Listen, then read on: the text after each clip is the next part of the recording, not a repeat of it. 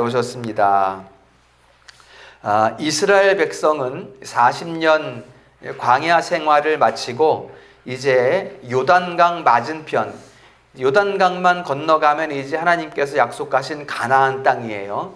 그 요단강 맞은편 모압 평지에 도착을 했습니다. 이 모압 평지에서 민족의 지도자인 모세는 지난날 40년 광야 생활을 추억하면서 이제 고별 설교를 하게 됩니다. 그 고별 설교의 내용이 무엇인가 하면 그 40년 동안 지나왔던 그 출애굽의 그 경로를 회상하고 또 그 출애굽의 행로 가운데 하나님께서 주셨던 말씀, 그 율법을 다시 한번 정리하고 그 다음에 그 율법을 따라 이제 앞으로 너희들 이스라엘 백성들이 어떻게 살아가야 하는가, 하나님의 말씀을 따라 순종하는 삶을 살아가라 라고 이렇게 말하는 세 편의 설교를 하고 있는 것이 바로 신명기의 말씀이 되겠습니다. 그 중에서 오늘 본문은 어느 부분을 추억하는가 하면 시내 광야에서 백성들이 금송아지를 만들었을 때 하나님의 진노 가운데에 그 백성들이 놓여 있을 때에 두 번째 돌판, 첫 번째 돌판은 그 이스라엘 백성들이 금송아지를 만들고 광란을 벌이는 바람에 모세가 그 금송아지 위에다가 첫 번째 돌판을 던졌기 때문에 깨졌어요. 그래서 다시 한번 시내산에 올라가서 하나님으로부터 두 번째 돌판을 받아 내려와서 이제 그 율법의 말씀을 가지고 다시 가나안 땅을 향해 출발하게 되는 그 상황 가운데에 이제 추억하는 모세의 설교 내용이 되겠습니다. 오늘 뭐라고 하는가 하면 그때를 기억해 봐라. 우리가 지난날 그 시내 광야에서 하나님의 말씀을 따르지 않고 금송아지를 만들고 우상을 섬겼던 그때를 기억하고 하나님께서 다시 두 번째 돌판을 주셔서 다시 가나안 땅을 향해 올라가게 하신 그때를 너희들이 기억해라. 하나님께서 여호와께서 우리에게 너희들에게 원하는 것이 무엇이냐 이렇게 말하면서 12절과 13절에서 그 핵심적인 부분들을 하나님께서 요구하시는 그 핵심적인 부분들을 12절과 13절에서 말하고 있습니다. 하나님께서 너희에게 요구하시는 것 이렇게 말하고 있습니다. 우리가 누군가에게 어떤 요구를 받는다는 것은 일단은 마음에 짐이 됩니다. 부담스럽기도 하고요. 그런데 본문에서는 하나님께서 너희에게 요구하신다 이렇게 말씀하신단 말이에요. 이게 사람에게 무슨 요구를 받는 것도 부담이 되는데 하나님께서 우리에게 무엇을 요구하신다고 하시니까 이것은 뭐 부담감을 넘어서 오히려 두려움이 되기도 합니다. 그러나 우리가 성경을 잘 읽고 잘 묵상해 보면 이러한 하나님의 요구 앞에서 부담감을 갖거나 또는 두려움을 갖는 것이 얼마나 잘못된 생각인지를 우리가 알 수가 있게 됩니다. 왜 그럴까요? 여호와 하나님께서는 우리를 너무나 잘 알고 계신다. 그러니까 우리를 나보다 나를 더 잘 아시는 여호와 하나님께서 우리에게 무언가를 요구하고 계시다는 거거든요. 이걸 우리가 생각을 해야 되는 거예요. 하나님은 우리를 얼만큼 잘 알고 계실까요? 우리가 하나님을 의지해야만 살 수 있는 존재라는 것을 잘 아시고 그 다음에 우리가 능력 없음을 너무나 잘 아시는 분이세요. 그리고 우리가 지극히 연약하여서 그 하나님의 형상을 상실했던 존재라는 것도 하나님께서 너무나 잘 알고 계시다는 것입니다. 그럼에도 불구하고 하나님께서 우리에게 무엇을 요구하신다는 것은 어떤 것을 말하는 것일까요? 우리의 지극히 연약함을 아시고 아무것도 할 수 없다는 것을 우리의 형편을, 우리의 우리됨을 너무나도 정확하게 잘 아시는 하나님께서 무엇을 요구하신다. 이게 무엇을 의미하는 것일까요? 바로 이것은 하나님께서 채워주시면서 이루시겠다는 것을 말씀하고 있는 것입니다. 따라서 하나님이 무엇을 우리에게 요구하신다 할 때는 뭘 요구하시는 거야? 힘들게. 어떤 걸 도대체 요구하시는 거지? 우리에게 요구하시는 이유를 따져볼 것이 아니라 어떤 것을 요구하는 것이지? 라고 요구하시는 것이 무엇인가? 그 조목을 따져볼 것이 아니라 그 요구하시는 하나님이 누구신가? 하나님이 어떤 분이신가를 먼저 우리가 기억을 해야 된다는 거예요. 왜 요구하세요? 난 힘들어서 못하는데, 그게 아니라 하나님께서 채워주시고 이루시는 분이시기 때문에 그 채워주시고 이루시는 그 하나님께서 어떤 분이신가를 우리가 생각해야 한다라는 것을 말씀을 드리는 것입니다. 그러면 우리에게 요구하시는 그 여호와 하나님은 어떤 분이신가? 14절에 보면 하늘과 모든 하늘의 하늘과 땅과 그 위의 만물은 다 하나님의 것이로되, 이렇게 말씀하고 있습니다. 우리에게 요구하시는 하나님은 하늘과 그 하늘의 하늘과 그 땅과 그 땅 위에 있는 모든 것들의 주인이시다. 이렇게 지금 말씀하고 있습니다.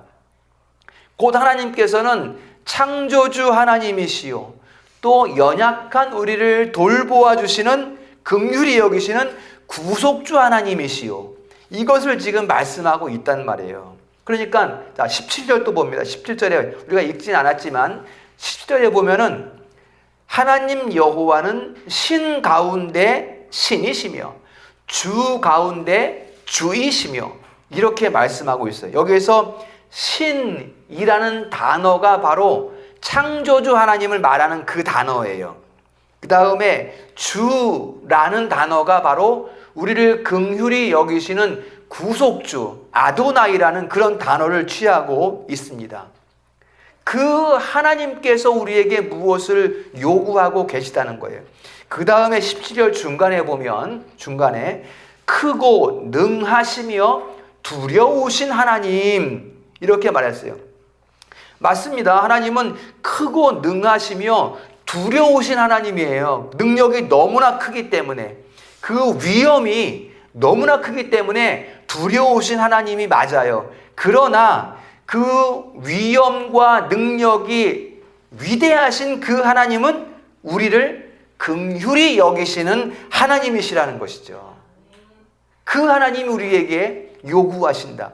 그 다음에 17절 끝부분에 보면, 뒷부분에 보면 하나님은 사람을 외모로 보지 아니하시며, 이렇게 말씀하고 있어요. 외모라는 것은 여러분 얼굴을 말하는 거예요. 얼굴, 드러나는 것, 내가 가지고 있는 것, 내가 내 얼굴, 내 소유, 또는 내 됨됨이, 내가 할 수 있는 능력, 외적으로 드러나는 것을 말하는 거거든요. 그런 것들을 보는 것이 아니다. 하나님께서는 세상 사람들을 보고 인생의 높낮이를 평가하고 판단하는 것처럼 하나님은 그런 것으로 우리를 평가하고 판단하는 것이 아니라 하나님은 우리의 중심을 보신다. 우리 중심의 애통함을 보신다는 거예요. 애통함을. 우리가 우리의 연약함 때문에 얼마나 하나님께 나아가고자 하는가, 나아가지 않아져서 나아가고 싶어서 얼마나 우리가 마음 아파하고 눈물을 흘리는가, 그 중심을 보신다는 거, 하나님께서는. 그러니까 그 하나님께서 우리에게 지금 요구하고 계시는 거예요. 그래서 우리는 하나님이 요구하실 때 기쁨으로 아멘할 수 있습니다. 그 하나님께서 하늘의 주인이시고 땅과 그 위의 모든 만물의 주인이신 그 하나님께서 우리를 긍휼히 여기시는데, 그 긍휼히 여기시는 하나님이 우리에게 무엇을 요구하시는 것이기 때문에 네가 네 힘으로 해라 이게 아니라 우리에게 채워주셔서 그 채운 것으로 이루신다는 말씀이기 때문에, 우리 하나님께서 무엇을 요구하신다고 한다면 우리는 아멘 할렐루야 라고 우리가 외칠 수 있게 되는 것입니다. 그 크고 능하신 하나님이 우리에게 요구하셔서 친히 이루실 것이기 때문에 우리는 아멘이라고 말할 수 있게 되는 것입니다. 자, 그러면 여러분, 하나님께서는 왜 하필 우리에게 요구하실까요? 수많고 많은 사람들 중에 왜 우리에게 요구하실까요? 15절 봅니다. 15절에 보면 우리에게 왜 요구하시는가 라고 하면 15절 다 같이 읽어봅니다. 시작. 여호와께서 오직 내 조상들을 기뻐하시고 그들을 사랑하사 그들의 후손인 너희를 만민 중에서 택하셨음이 오늘과 같으니라. 아멘.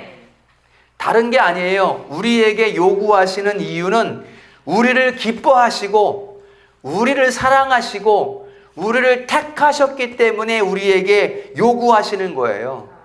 여러분, 이게 중요합니다. 여러분, 하나님이 요구하시는 사람은 어떤 사람인가? 하나님이 택한 사람이라는 거예요. 하나님이 요구하시는 사람은 어떤 사람인가? 하나님이 기뻐하시는 사람이에요.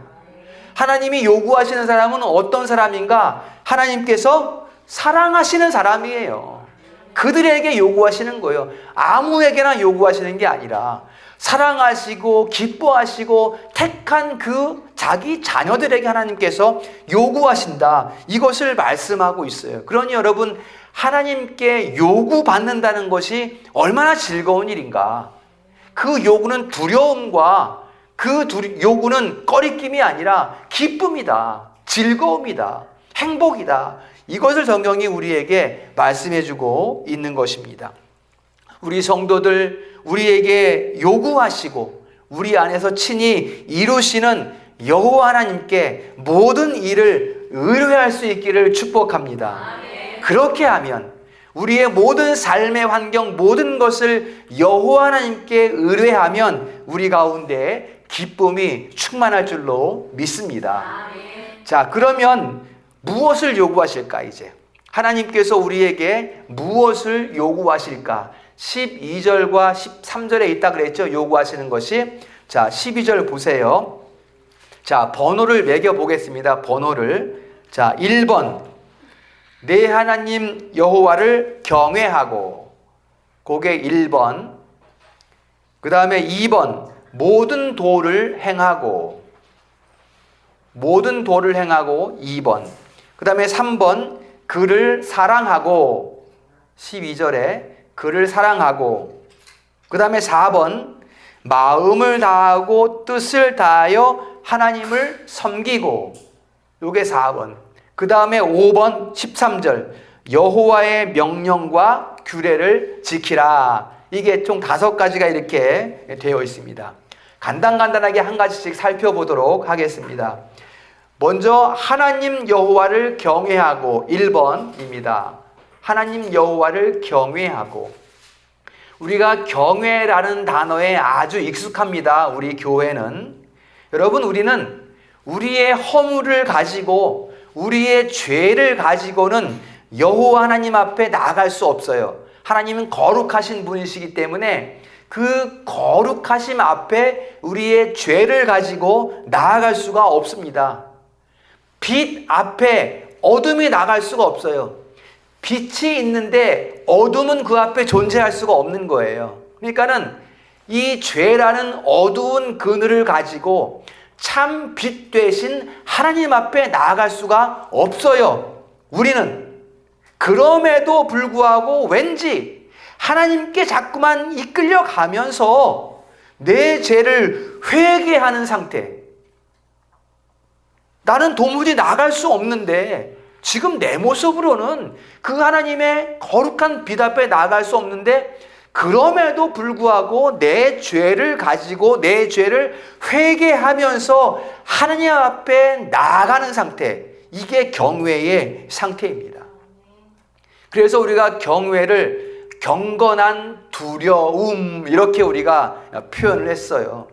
경건은 뭐예요, 여러분? 우리가 하나님께서 내려주시는 말씀으로 그 말씀을 따라 연합한 삶을 살아가며 나아갈 수 없는 가운데 예배자로 하나님께 나아가는, 이게 경건이잖아요.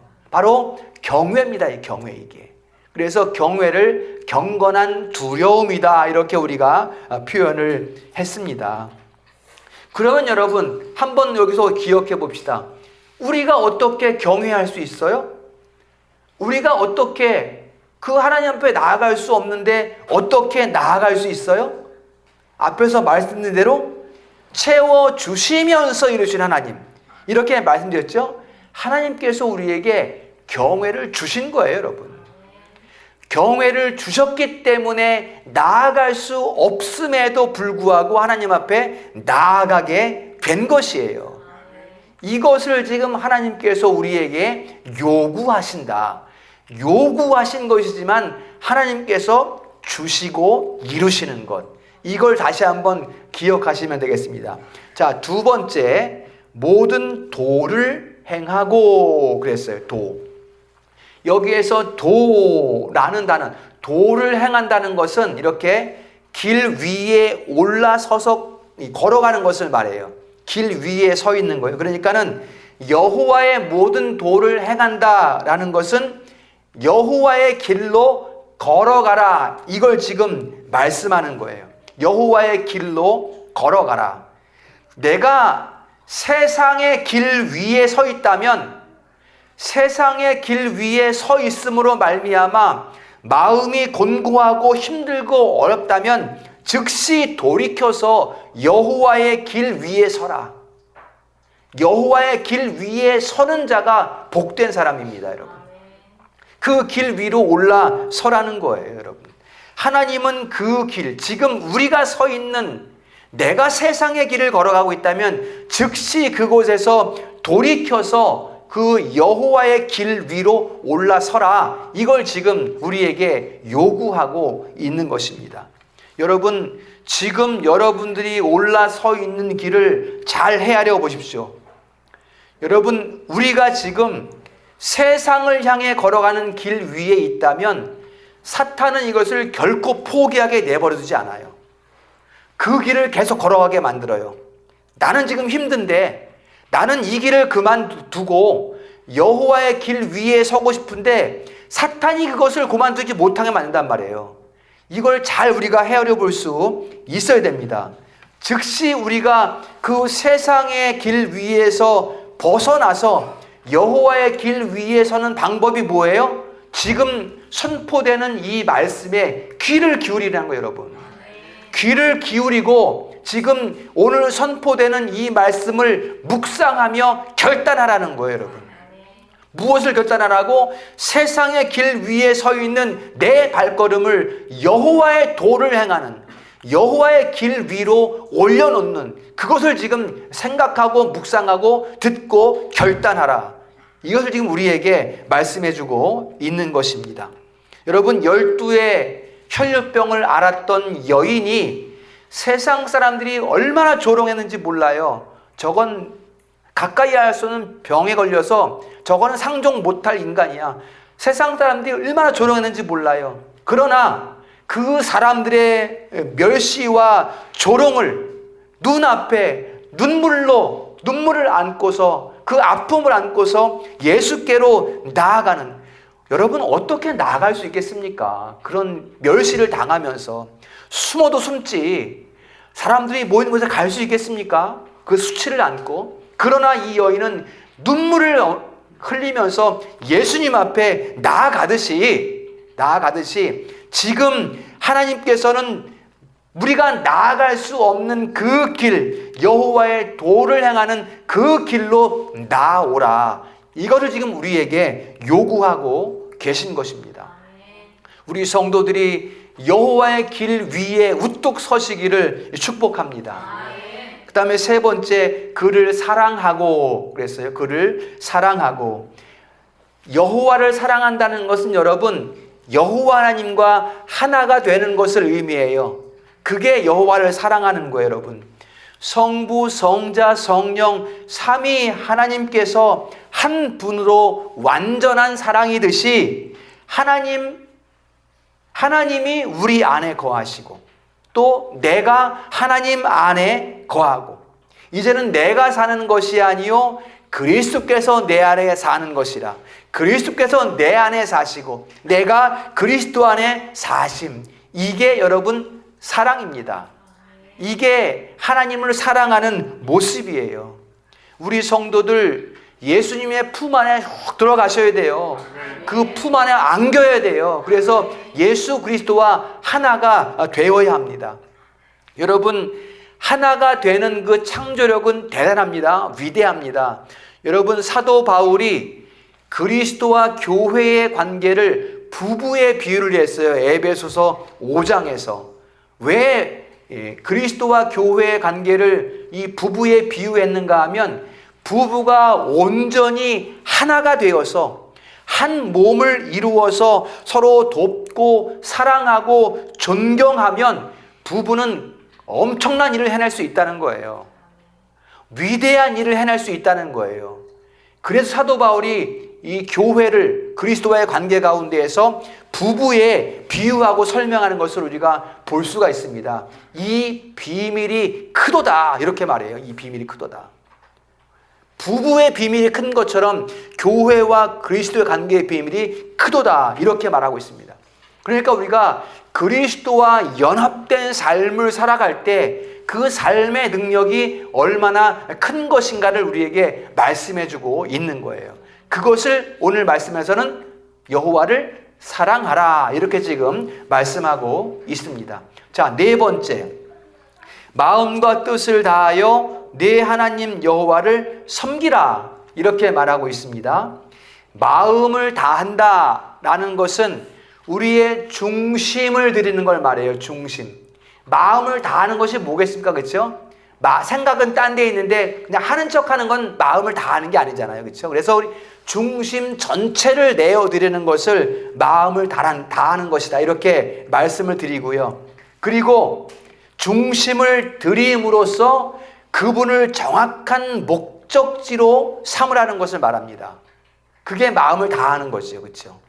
마음이 둘로 나뉘어지면 어떻게 그분이 목적지가 되겠습니까? 한쪽은 세상에 있고 한쪽은 교회에 이렇게 되겠죠. 그러나 중심을 다 드림으로써 그 여호와 하나님을 분명한 삶의 목적지로 삼으라, 이렇게 지금 우리에게 요구하고 있는 것입니다. 네가 지금 어디를 바라보고 있느냐? 네가 지금 누구를 의지하고 있느냐? 여호와를 바라보고 여호와께 의뢰하라, 여호와를 의지하라, 이렇게 지금 요구하고 있는 것입니다. 그 다음에 뜻을 다하여 라고 할 때 여기에 이 뜻이라는 글자는 성품, 이전에 개역 한글 성경에서는 성품을 다하고 이렇게 말했거든요. 이것은 원어로 보면 호흡, 생명을 말해요. 생명. 호흡은 생명이잖아요. 그렇죠? 생명을 의미하는 단어가 바로 뜻이에요. 그러니까 마음과 뜻을 다하라는 말은 결국 무슨 말이에요? 생명을 다하여 죽기까지 너희의 목적지 여호와 하나님과 함께 여호와 하나님을 향하여 나아가라, 이것을 지금 우리에게 요구하고 있는 것입니다. 그렇게 함으로써 내 하나님 여호와를 섬기라, 이렇게 말해요. 여러분, 섬기는 것은 종이 되는 거거든요. 종이 된다는 것은 여러분 함께 움직이는 거예요. 함께 주인과 함께 움직이는 게 종이 된 거예요. 아까 우리 연합했잖아, 그렇죠? 그리스도와 연합, 하나님과 연합해서 큰 일을 행하는 것처럼 섬겨라, 종이 되어라 라는 것은 여호와 하나님과 함께 움직이고 함께 활동하는 것을 말하는 거예요. 여러분, 하나님은 저쪽에 계시고 내가 좀 해볼 테니까 좀 지켜보고 계세요, 가만히, 이렇게 말하는 것이 아니라 여호와 하나님 속에 들어가서 여호와 하나님이 내 안에 계셔서 그분과 함께 우리가 활동하는 것을 말하는 것입니다. 하나님이 움직이면 나도 움직이고, 하나님이 멈춰서면 나도 멈춰서고, 하나님이 가라 하시면 움직여 걸어가고, 하나님이 멈추라 하시면 멈춰서고, 이게 하나님과 동행하는 삶, 바로 종의 삶, 섬기는 삶의 모습이 바로 이런 것입니다. 종이라고 하니까, 섬긴다는 거 하니까 무슨 노예같이 여길 것이 아니라, 이 섬김은 바로 우리 여호와 하나님과 함께 움직이며 함께 일하는 것을 말씀하고 있다. 그것을 요구하시는 거예요. 너희들 따로 나가지 말고 나와 함께 움직이자. 이리 와라. 나와 함께 활동하자. 나와 함께 일하자. 나와 함께 걸어가자. 이걸 지금 우리에게 요구하고 있는 것입니다. 하나님은 뜻하신 바를 우리에게 말씀해 주시고, 하나님은 뜻하신 바를 교회에 말씀해 주십니다. 그 말씀하신 것을 하나님과 함께 이루어 가는 것, 이거를 지금 우리에게 요구하고 있는 것입니다. 마지막으로 5번째 13절에 보면, 13절 다 같이 읽습니다. 시작. 내 행복을 위하여 네게 명하는 여호와의 명령과 규례를 지킬 것이 아니냐. 아멘. 우리 행복을 위하여 우리에게 명령하는 규례와 법도, 이것을 지킨다라는 것은 여러분 잘 기억하십시오. 규례와 명령, 하나님의 율법을 지키는 것은 우리의 열매입니다. 여러분, 열매. 결실이야, 결실. 그게 하나님의 규례를 지키는 것이 우리의 열매야. 어떤 행위에 대한 열매예요? 1번부터 4번까지 행한, 그렇죠? 어떻게 했습니까? 여호와를 경외하고 그의 도를 행하고 사랑하고 마음과 뜻을 다하여 여호와를 섬긴 그 결과, 그 열매, 그것이 바로 여호와의 명령과 규례를 지키는 삶의 모습이라. 이걸 지금 우리에게 말씀해 주는 것입니다. 그래서 이렇게 1번부터 4번까지를 다 우리가 행할 때, 하나님과 함께 행할 때 우리는 여호와의 명령과 규례를 지킬 수 있게 되는 것입니다. 여러분, 제가 지금 우리가 지킬 수 있다라고 말씀드렸어요. 어떻게 우리가 지킬 수 있는 거예요? 꼭 기억하십시오. 다시 한번 15절 말씀 제가 말씀드립니다. 하나님이 우리를 택하셨기 때문에 우리에게 채워주셔서 우리가 행할 수 있는 거예요. 우리가 열매를 거둘 수 있는 거예요. 내가 행하지만 하나님께서 주시고 하나님께서 채우셔서 하나님께서 친히 우리 가운데 이루어 가시기 때문에 내가 행할 수 있고 내가 열매를 거둘 수 있다. 이걸 결코 놓치면 안 됩니다, 여러분. 내가 이쯤 했으니까 하나님이 힘 주셨어. 맞아, 힘 주셨지. 이제는 내가 얼마든지 할 수 있어. 이건 곧 실적, 이건 곧 넘어지고 말아. 이렇게 되면은 하나님과 분리된 삶은, 하나님과 분리된 그리스도의 삶은 그냥 무너지게 돼 있습니다. 이것은, 이거 우리가 삶 가운데 경험하고 있지 않습니까? 꼭 하나님과 함께 행하고 함께 연합하여 살아가는 삶 가운데에 모든 규례와 율례를 행할 수 있으며 그 가운데 아름다운 삶의 열매, 결실을 거둘 수 있다라는 것을 여러분들이 꼭 기억하시기를 축복합니다. 그리고 마지막으로 이 모든 것을 위해서 5가지잖아요. 5가지. 1번부터 5번까지 이 모든 것을 위한 출발이 있습니다. 모든 것을 행하고 열매를 거두기 위한 출발이 바로 16절입니다. 여러분, 16절 유심히 잘 보셔야 돼요. 우리가 이러한 하나님의 뜻을 행하고 섬기고 도를 행하고 사랑하고 결실을, 또 율례를 행하는 결실을 얻기 위해서는 이 16절이 출발이라는 거예요. 뭐라 그래요, 여러분? 마음의 할례를 받아라. 그 다음에 목을 뻣뻣하게 하지 말아라. 지난주 출애굽기 33장에서 너희는 목이 곧은 백성이로다 그랬잖아요, 하나님께서. 그렇죠? 그렇게 목을 곧게 하지 말라. 이걸 지금 말하고 있는 거예요, 여러분. 마음의 할례는 뭐예요? 여러분, 할례는 살을 베어내는 거잖아요. 그렇죠? 할례는. 마음의 할례를 받으라는 것은 내 마음, 내 주장, 내 판단, 내 성격, 그거 배워내라는 거예요, 여러분. 그거. 내가 판단하고 내 마음대로 뭐 생각하고 결정하고 이런 거 배워내라는 거예요, 여러분. 이게 마음의 할례입니다. 마음의 할례. 그리고 목을 곧게 하지 말라. 목을 뻣뻣하게 하면 여러분, 하나님의 말씀이 심령으로 들어가질 않아요. 목이 뻣뻣하면. 하나님의 지금 선포되는 말씀이 우리 가슴 심령 가운데 중심 깊이 쑥 들어가야 되잖아요. 그래야 그 말씀이 묵상되고, 그래야 그 말씀을 따라 우리가 결정할 수 있잖아요. 결단할 수 있잖아요. 여호와의 규례와 법도를 내가 지키겠다 결정할 수 있잖아요. 그러려면 목이 뻣뻣하면 안 된다고요. 그러려면 모든 목이 곧은 백성이 되면 안 된다. 말씀이 내 심령으로 들어가야 우리가 진정으로 섬길 수 있거든요. 그러니까 목이 곧으면 안 되는 거야. 목이 곧으면. 여러분, 어떤 사람 때문에 왜 힘들어요, 여러분? 저 사람이 왜 미워? 저 사람이. 어떤 사람이 저 사람을 때리고 싶어. 왜 때리고 싶어? 배워내지 않아서 그래. 배워내지 않아서. 내 마음에 그러한 판단들을 배워내지 않았기 때문에 저 사람이 미운 거야, 여러분. 나를 배워내라고, 나를. 내 판단을 배워내라고. 그걸 지금 마음의 할례라고 지금 말씀하고 있습니다. 여러분, 저부터 배워내겠습니다. 저부터 내 마음의 할례를 받겠습니다. 우리 성도님들도 목을 부드럽게 하시고 내 마음의 판단과 주장과 성격을 배워내시기를 축복합니다. 그리하여 여호와 하나님이 우리에게 요구하시는 모든 것을 다 행하는 기쁨을 누릴 수 있기를 주님의 이름으로 축원합니다. 말씀을 결론합니다. 자, 시편 147편 10절과 11절 한번 다 같이 읽어볼까요? 시작. 말에 힘이 세다 하여 기뻐하지 아니하시며 사람의 다리가 억세다 하여 기뻐하지 아니하시고 오직 여호와를 경외하는 자들과 그의 인자하심을 바라는 자를 기뻐하시는도다.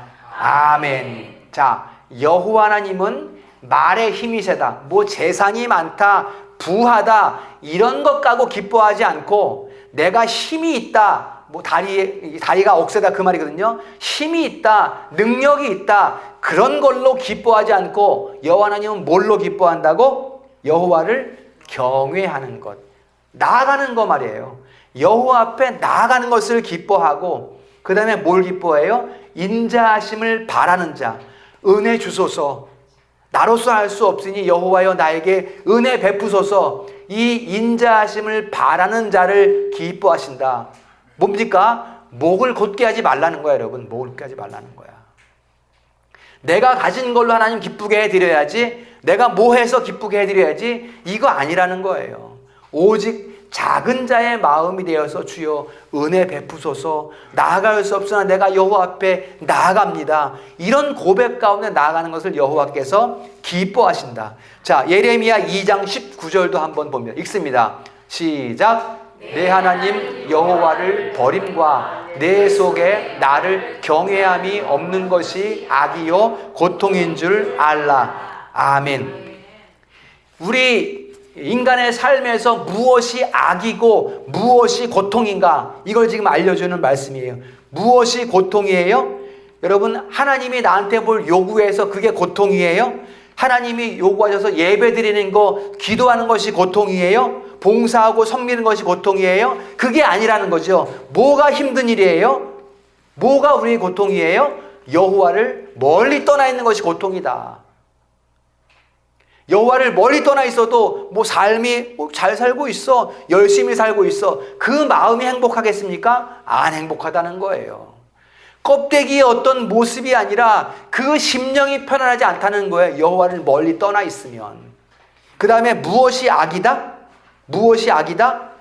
도둑질하는 것이 악이다? 저 사람을 함께 때려서 악한 일을 했다? 그 악을 말하는 것이 아니라 여호와께 나아가지 않는 것이 악이다. 여러분 잘 생각해 보십시오. 여호와께 나아가지 않기 때문에 도둑질합니다. 여호와께 나아가지 않기 때문에 다퉈요. 여러분, 여호와께 나아가지 않기 때문에 사고가 일어나고, 여러분, 이거 잘 기억하셔야 돼요. 근본적인 악은 무엇인가? 여호와를 경외하지 않는 거예요. 여호와 앞에 나아가지 않는 것이 악의 출발이다. 이걸 지금 우리에게 말씀해 주고 있습니다. 하나님의 요구하심은, 하나님께서 우리에게 요구하시는 것은 우리에게 복입니다. 그렇기 때문에 은혜예요. 우리에게 요구하시는 것은 경외하도록 요구하고 계시고, 경외할 줄 모르는데, 경외할 수 없는데 우리에게 요구하시기 때문에 하나님의 요구를 받는 우리는 복받은 사람이고 감사의 삶을 살아가야 되고 기쁨의 삶을 살아가야 되는 것입니다. 그 요구하신, 하나님께서 우리에게 요구하신다라는 것은 내가 누구인가를 말해주는 거예요. 여러분, 15절에 뭐라 했어요?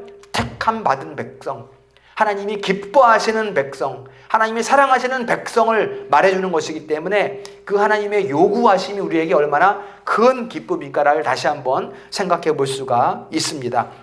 우리 성도들은 여호와를 경외함으로써 여호와께로 더욱 가까이 나아가는 큰 복을 누릴 수 있기를 축복합니다.